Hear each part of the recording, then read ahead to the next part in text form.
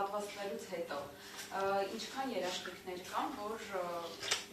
վատ հետևանքներ չի ունենա տարիների։ Պատվաստանյութի արդյունքում նկատի ունեք երևի ճշտ եմ հարցը։ Նախ ասեմ, որ պատվաստանյութերը երբ որ ստեղծվում են, իրենք անցնում են բավականին լուրջ, ուրեմն փորձարկումներ, իրենք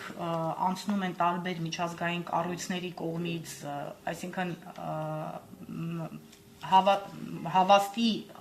ուրեմն փորձարկումների արդյունքում կազմակերպությունները հավաստիացնում են, որ տվյալ պատվաստանյութը անվտանգ է եւ որակյալ է անձի համար եւ նոր դրանից հետո, այսինքն այդ տեղեկատվությունից հետո նոր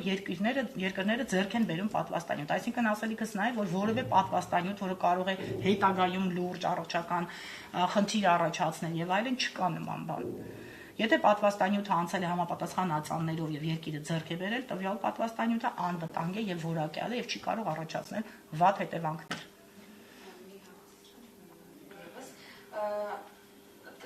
Քանի որ թեստավորման բավականացնում եւ աշխատողը չի ցանկանում պատվաստվել, այս պարագայում ինչ լուծումներ եք առաջարկում։ Այսինքն լուծումներ կա, որ աշխատողը 14 օրը մեկ չի կարող տալ 20 տուգանք վճարել եւ նաեւ չի կարող 10,000 դրամ տալ եւ թեստավորվել։ Այս պարագայում ինչ լուծում։ Իսկ այդ աշխատողը կներեք, իսկ այդ աշխատողը կարողանում է վարակվել եւ վարակել շրջապատին եւ բերել մի կոլապսի կազմակերպությանը, որտեղ 80%-ը վարակում են, մենք նման դեպքեր արձանագրել ենք բոլորս։ Նախ խոսեմ տեստերի գներից, խոսվեց արդեն, որ բավականին ուրեմն ցածր գնով տեստեր կան, բայց եթե աշխատողը չի կարողանում վճարել իր գրպանից, աշխատողը ունի այլընտրանքային տարբերակ անվճար պատվաստվելու, այսինքն պատվաստումները մեր երկրում անվճար են։ Իսկ ձեր ասած տարբերակով ոչ ուզում եմ պատվաստվեմ, ոչ ուզում եմ տեստավորվեմ, դա ես որպես Հայաստանի Հանրապետության քաղաքացի կարող եմ ասել, դա նաև այն մարդկանց առողջության իրավունքի ոտնահարումն է, ովքեր որ չեն ուզում վարակվեն եւ պահում են բոլոր կանոնները եւ ենթարկվում են նախարարության եւ պետության կողմից առաջարկվող բոլոր միջոցառումներին։ Ես պատասխանեցի մասնագիտական տեսանկյունից։ Հիմնական հարց է, ասենք հակացուցված է պատվաստվել է, բայց այդ մարդը պարբերաբար փաստորեն պետք է թեստավորվի։ Այդ դեպքում ինչ։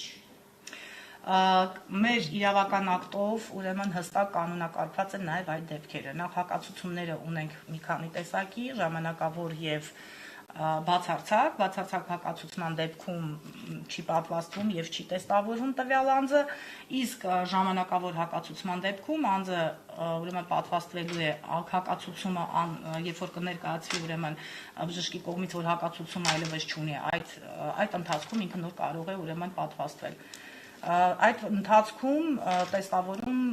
պիտի անցնի տվյալ անձը, որտեղ ինքը դեռևս համարվում է ռիսկային։ Դուք ասում եք, որ պատվաստանյութը երաշխիքներ է տալիս, որ անվտանգ է, անցել է փորձաշրջան, երբ է անցել փորձաշրջան, մեկ տարվա մեջ։ Նախ ասեմ, որ պատվաստանյութերը բոլորը արդեն այն հիմնական փորձարկումները կլինիկական անցել են, այսինքն ինչը ապացուցել է, որ տվյալ պատվաստանյութը անվտանգ է եւ չի կարող առաջացնել ինչ-որ բարդություններ, բայց ուզում եմ ես ձեզ 2 ամուսինը երեք մահացել է պատվաստվելուց հետո։ Ուրեմն ես ձեզ կարող եմ շատ հստակ բացատրել, նախ պետք է ապացուցել, որ տվյալ անձը նախ ցավակցում եմ իհարկե, ուղեկցող հիվանդություններից։ Պատվաստվել է, այսինքն ոչ թե դու ռիսկային գոտում ես, պետք է պատվաստվես։ Այդ ուղեկցող հիվանդությամբ ինքը ապրել է արդեն տարիներ շարունակ, բայց մարդը մահացել է 3 երբ։ Չէ, նախ պետք է պարզել ինչն է եղել հիմնական մահվան պատճառը, սկսենք դրանից, որովհետև մինչև այդ տեղեկատվությունը իմանալը որևէ եզրակացության չենք կարող գալ, բայց ես վստահեցնում եմ, որ կա համապատասխան մասնագիտական խումբ, ով նման դեպքերով զբաղվում է, եւ եթե լինի ինչ-որ պատվաստանյութով պայմանավորված որևէ դեպք, միանշանակ համոզված եղեք այդ դեպքի մասին կհազանգվի։ Նման դեպքեր ամբողջ աշխարհում են եղել, Հայաստանի Հանրապետությունում եղել են դեպքեր, որ անձ պատվաստվել է մահացել է, բայց պատվաստանյութը չի եղել հիմնական պատճառը։ Պատվաստանյութը կանխարգելում է կորոնավիրուսը։ Պատվաստանյութը չի կանխարգելում ուղեկցող հիվանդությունները։ Չի կարող նպաստել, որ Ոչ, չի կարող նպաստել, որովհետև պատվաստանյութի բաղադրությունը այնպիսին է, որ ինքը ոչ կարող է կորոնավիրուս առաջացնել, ինչը շատ տարածված տեղեկատվություն է, նշեմ, որ պատվաստանյութը չունի ինակտիվացված վիրուս եւ այլն, այլ ընդհանրապես վիրուսի սպիտակուցն է, որը որպես այդպիսին հիվանդություն չի կարող առաջացնել։ Այդ դեպքում պատասխանատվությունը վրա է, եթե պատվաստանյութից է մահանում տվյալը։ Եկեք վատ բաներից չխոսենք, նախ կարծում եմ մենք նման դեպքեր չենք ունենա, երբ որ ասված մի արասե կլինի, արդեն պատասխանատուները բոլորը պատասխան կտան, բայց կարծում եմ, որ մենք ամեն դեպքում իհարկե ունենք ցածր ցուցանիշ հարգելիներս պատվաստումների հետ կապված, բայց նաև պետք է նշեմ, որ չենք ունեցել պատվաստումների ընթացքում որևէ անբարեհաջող ելք, ծանր հետ պատվաստումային ռեակցիա եւ այլն։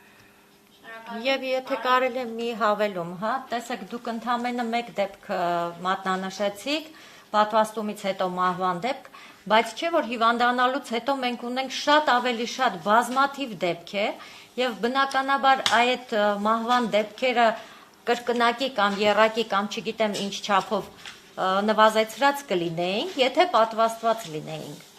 Այնպես որ պատվաստումից, եթե իհարկե ես չեմ կարող հավաստել, որ պատվաստումն է եղել հետևանքը մահվան պատճառը, բայց չէ որ մենք ունենք հիվանդությունից շատ դեպքեր մահվան։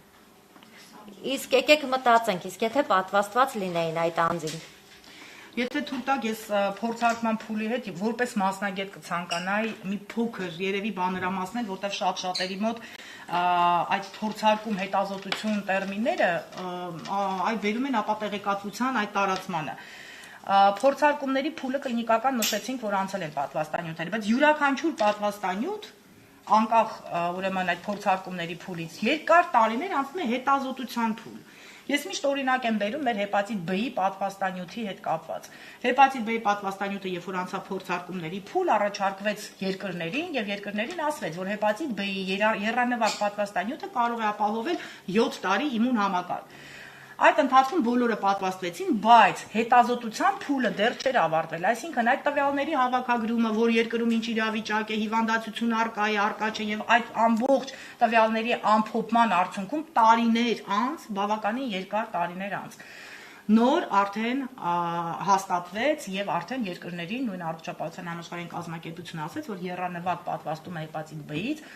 ապահովում է իմունիտետ ողջ կյանքում։ Ինչու բերեցի հեպատիտ B-ն, որտեղ մենք այդ ճանապարհը անցել ենք։ Հիմա կորոնավիրուսի ուրեմն դեմ պատվաստանյութն է եւ դեռևս տասնյակ տարիներ են պետք միգուցե, որպիսի այդ հետազոտության փուլից մի օր տա Աստված մեզ ասեն, որ կարող է այս պատվաստանյութը ապահովել իմուն համակարգ, ես օրինակ եմ բերում իմուն համակարգ ամբողջ կյանքում կամ տարին մեկ պետք է պատվաստվենք, դա հետազոտության փուլ է, դա փորձարկման փուլ չէ, ես կխնդրեի, որպիսի ուրեմն այս տերմինները չխառնվեն։ Աշխատանքներ տարվում են, ժամկետների մասին շատ դժվար է խոսել, որովհետև այդ աշխատանքների ընթացքում տարբեր հարցեր են քննարկվում, ես ուղղակի կասեմ, որ հենց նոր պատվաստանյութի հետ կապված տեղեկատվություն եղավ, առաջինը նախարարությունը, ինչպես միշտ տեսել եք, հանդես է գալիս հրատապ հայտարարությամբ։